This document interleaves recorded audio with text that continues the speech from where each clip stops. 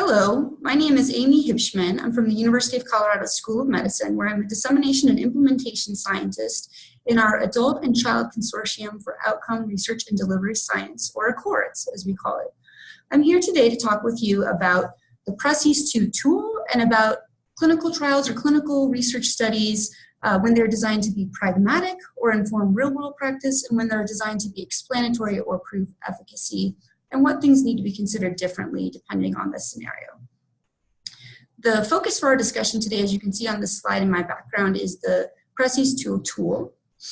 The PRECIS-2 stands for the Pragmatic and Explanatory Continuum Indicator Summary Tool. You can read the paper by Loudon and colleagues in BMJ in 2015 that's cited at the bottom of this for further details about the PRECIS-2 tool. Briefly, the tool, this was its second incarnation, and it, again, as in its first scenario, many stakeholders came together. It was considered critical to have multiple stakeholders to decide what are the different domains we need to consider if a study is going to be pragmatic and inform real-world practice, as compared to if it simply needs to prove efficacy, and we need to consider keeping many things constant in order to prove that. These domains listed on this slide are those that were considered by the stakeholders, the clinical trialists, the patients, the clinical practitioners, to be important, really critical, if a study was going to be pragmatic and inform real-world practice.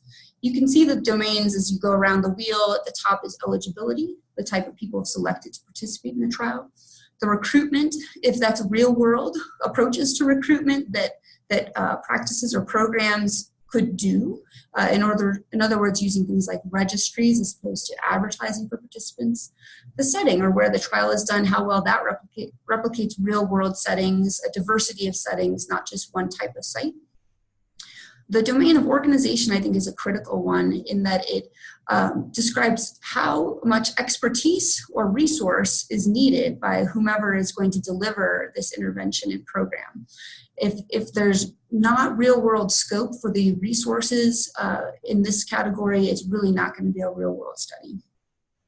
The other domains are also listed out for you, and you can refer to the article by Dr. Loudon and colleagues for further details. What you're getting a flavor from the domains I've described so far is that the participants really thought through the things that others have said are important to be a pragmatic trial as well. They've thought through including multiple stakeholders, just as they did in this process, including the stakeholders necessary for a study to be pragmatic by different types of settings. There's a balance of external validity considerations along with internal validity considerations. And many different outcomes are considered here, not just one type of outcome. In order to interpret this scale or to use it, you'll see the 1 through 5 gradations shown here, where 5 would be the most pragmatic that a study can be, and 1 would be the least pragmatic that a study can be. For studies that are graded as a 5, they're very real world in their implications, and I'll give an example. I'll show one more slide.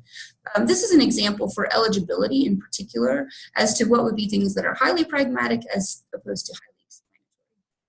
You can see for highly pragmatic, the selection criteria would be highly inclusive. Hardly any participants would be excluded from those who might receive the intervention in usual care. In contrast, highly explanatory, a rating of 1, there could be a stepwise selection criteria process. There might even be a run-in period where only participants who are highly responsive to the experimental intervention would be included. So I hope you've appreciated this introduction to the PRECIS tool. I just wanted to speak briefly as well to 2 different ways this tool has been used. You can go on yourself to online to the www.precis-2.org website, and you can look at many examples of different types of studies that have been graded by the investigators themselves with the PRECIS-2 criteria. And it's thought that people, when we're designing trials, should consider how pragmatic or explanatory do I want this study to be, and if I do want it to be a pragmatic trial, how can I emphasize the pragmatic elements, score towards the 4 and 5 end of the spectrum as much as possible, while still considering elements of internal validity that might require the score to be a 3 or a 4 as compared to a 5 in a certain domain, for example.